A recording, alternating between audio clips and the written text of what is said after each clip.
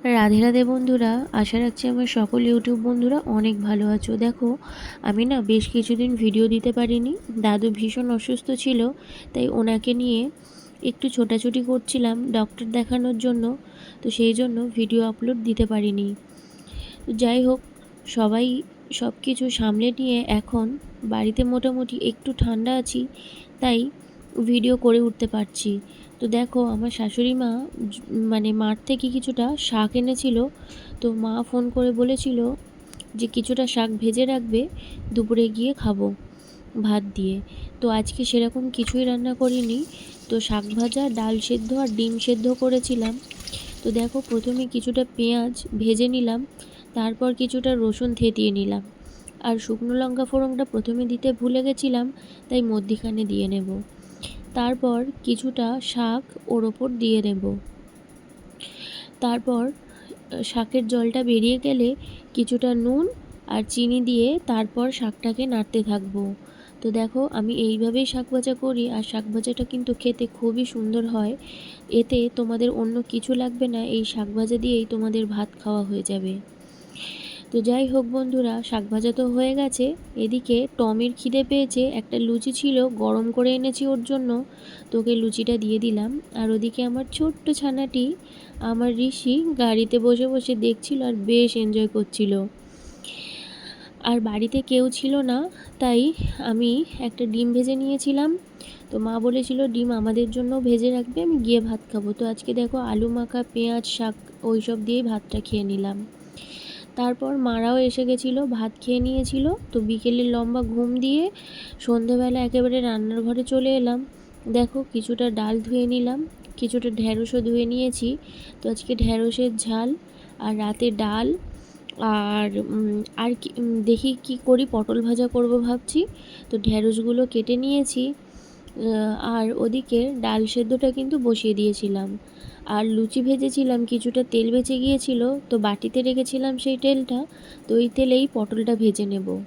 তো পটলটা এদিকে ভাজা হয়ে গেলেই কিছুটা পোস্ত ছড়িয়ে দেবো ওর মধ্যে। আর ওদিকে দেখো, পেঁয়াজও ভাজা হয়ে গেছে ঢ্যাঁড়সের ঝালটা বানানোর জন্য। তো ঢ্যাঁড়স আলুটা ওর মধ্যে দিয়ে নিলাম, আর এরপর কিছুটা রসুন থেতিয়ে দিয়ে দেব। আর তারপর লঙ্কার গুঁড়ো, হলুদ গুঁড়ো, লবণ আর জিরে গুঁড়ো আর কাশ্মীরি লঙ্কার গুঁড়ো দিয়ে হালকা জল দিয়ে এটাকে মানে মশলার জল করে নিয়ে তারপর ওই ঢ্যাঁড়সের ঝালের মধ্যে ঢেলে দেবো। তো আমি এইভাবে ঢ্যাঁড়সটাকে কষিয়ে নিয়ে ঢ্যাঁড়সের ঝালটাই করেছিলাম অল্প জল দিয়ে। তারপর ডাল করব। দেখো, শুকনো লঙ্কা ফোড়ন দিলাম, আর এরপর পেঁয়াজটা ভেজে নিয়ে কিছুটা রসুন থেতিয়ে নেব।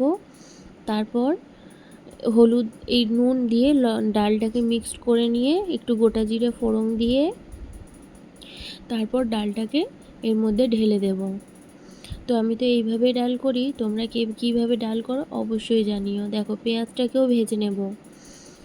আর যেহেতু এক হাতেই ভিডিও করছিলাম, তাই একটু অসুবিধা হচ্ছিল, কারণ আমার স্ট্যান্ডটা খারাপ হয়ে গেছে। তো যাই হোক, এই এক হাতে ভিডিও করতে গিয়ে আমার হাতটাও কিন্তু পুড়ে গিয়েছিল। তো দেখো বন্ধুরা, কিছুটা রসুন থেতিয়ে নিচ্ছি, ডালের মধ্যে কিছুটা রসুন দিয়ে নেব।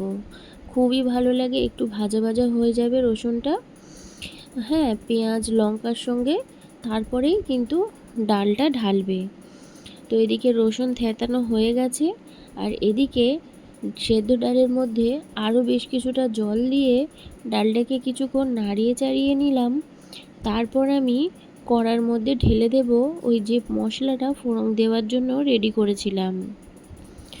তো রসুন ডাল খেলে কিন্তু খুবই উপকার শরীরে, কারণ রসুন ডালে গায়ের যত মানে এমনি ব্যথা ট্যাথা হয় সেগুলো চলে যায়, বাতের ব্যথা ট্যাথা হলে চলে যায়।